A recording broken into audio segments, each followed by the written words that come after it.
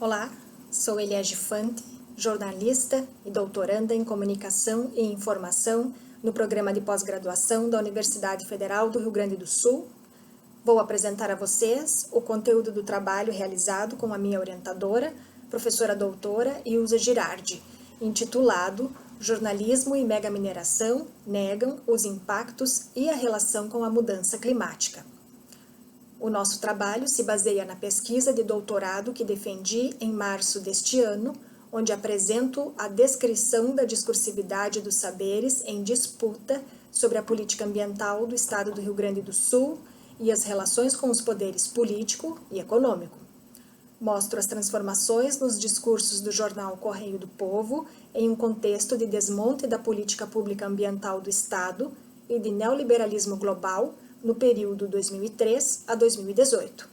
Para a análise, considerei as notícias editoriais do Correio do Povo, as notícias de outros meios de comunicação e as notas públicas das entidades ambientalistas e das associações de técnicos ambientais, entre outros documentos. E entre os temas tratados na tese, optamos para abordar neste simpósio Comunicação e Câmbio Climático, do 5º Congresso Internacional Comunicação e Pensamento, a mineração de carvão devido influência na mudança do clima.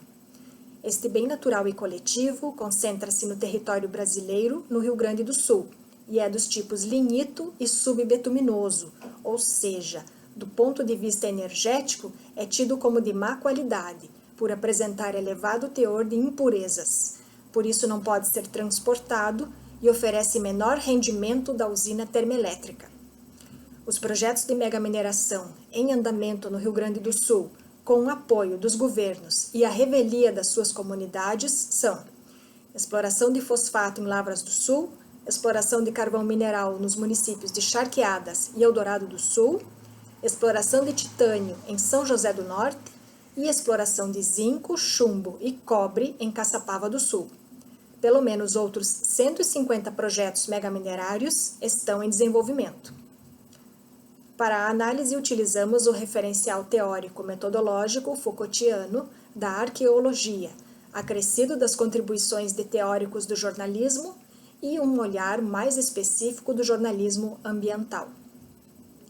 O Correio do Povo é um dos principais jornais brasileiros, porque está entre os mais lidos e que recebe mais patrocínios privados e públicos.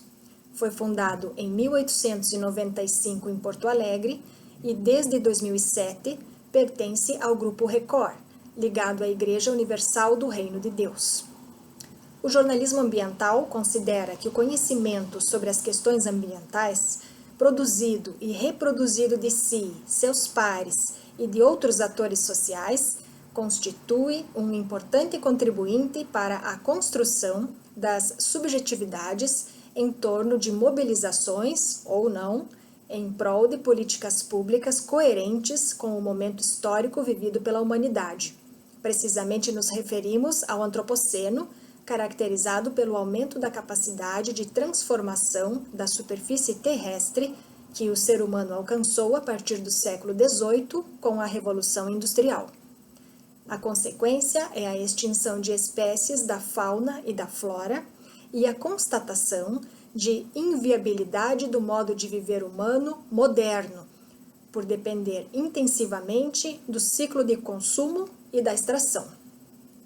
Em acordo com Robert Park, admitimos este papel mobilizador do jornalismo na sociedade para a resolução dos conflitos. Girardi e outros colegas atribuem ao jornalismo ambiental a virtude de, abre aspas, incorporar a participação, elemento central do nosso tempo, em que os cidadãos têm a possibilidade de serem incluídos mais fortemente na discussão da vida social, trazendo luzes para as preocupações ambientais, fecha aspas. Voltando às páginas do jornal Correio do Povo, entre 2013 e 2018, detectamos a polarização da cobertura, mostrando duas visões opostas. Entre as fontes oficiais, destacou-se o governo do Estado do Rio Grande do Sul, favorável à megamineração, considerando apenas os argumentos econômicos. Já os ambientalistas, os técnicos ambientais do Estado e demais críticos ao projeto megaminerário, foram apresentados nas notícias do Correio do Povo como contrários às tecnologias, aos governos e contrários também aos empreendedores. Em nível internacional, as informações sobre a poluição que representa a exploração de carvão mineral e a produção de energia termoelétrica se ampliaram e passaram a ser relacionadas com maior certeza científica ao aquecimento global de causa antrópica e à mudança climática. As notas públicas do movimento ambientalista do Rio Grande do Sul, com dezenas de entidades signatárias, denunciaram nesses anos todos, abre aspas, o processo de guerra contra o meio ambiente, com destaque às políticas do governo de desmonte da política ambiental do Rio Grande do Sul, fecha aspas. Vou ler um trecho do documento de 5 de junho de 2017, Dia do Meio Ambiente. Abre aspas.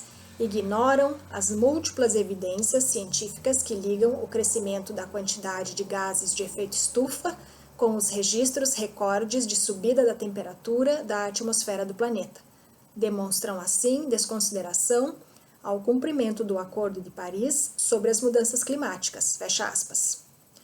Não obstante, destacamos os enunciados de uma notícia de 2013 exaltando a inclusão do carvão nos leilões federais de energia e, abre aspas, a nova chance de valorização, fecha aspas, para o carvão gaúcho, que poderia render 7 bilhões e meio de reais. A palavra do governador Tarso Genro, representante da esquerda brasileira, festejou a novidade, abre aspas. Somos um dos maiores depósitos de carvão para a produção de energia térmica do país, fecha aspas. Na mesma linha, falou o governador José Ivo Sartori, representante da direita brasileira em 2018, sobre as parcerias em andamento com o Japão. Abre aspas. Destravamos a discussão sobre o carvão no Rio Grande do Sul, apontando como referência a evolução tecnológica e ambiental. Fecha aspas. Todas as notícias que circularam no Correio do Povo sobre a mineração repetiram o discurso oficial do governo do estado do Rio Grande do Sul. Porém, sabemos que é também sua função alertar e evitar a difusão de enganos, como o de que usinas termoelétricas podem ser sustentáveis ou não poluentes. Passou despercebida ou foi ignorada pela imprensa hegemônica o interesse das empresas e corporações da silvicultura para a produção de celulose nas terras do Rio Grande do Sul, para, posteriormente, explorarem os minérios. Segundo a Agência Nacional de Mineração, desde 2007, o número de requerimentos de registros de extração e de registros de pesquisa saltou anualmente de centenas para milhares. Nos encaminhando para o final da nossa apresentação, vimos o predomínio na escolha das fontes ligadas aos governos, ao poder legislativo e ao saber jurídico. Com menor frequência e espaço, foram ouvidas as fontes oficiais da ciência e dos movimentos sociais. Perguntamos: quando o jornalismo vai buscar compreender os acontecimentos junto às comunidades, sem ter nenhum representante de qualquer outro poder orientando o seu caminho? A formação profissional, técnica e intelectual do jornalista prevê esta competência. Entre os diversos problemas de cobertura detectados, citamos a falta de conhecimento para relacionar os efeitos das usinas termoelétricas com o aquecimento do planeta. Urge que o jornalismo, em especial o do Correio do Povo, que foi analisado, passe a perceber e a problematizar a dependência do desenvolvimento econômico em relação à conservação dos bens naturais e coletivos e a preservação ambiental.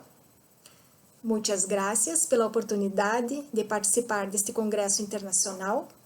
Continuemos em casa para derrotar o Covid-19, mas com autocrítica diante das limitadas ações dos nossos governantes e as ações equivocadas por parte do presidente brasileiro.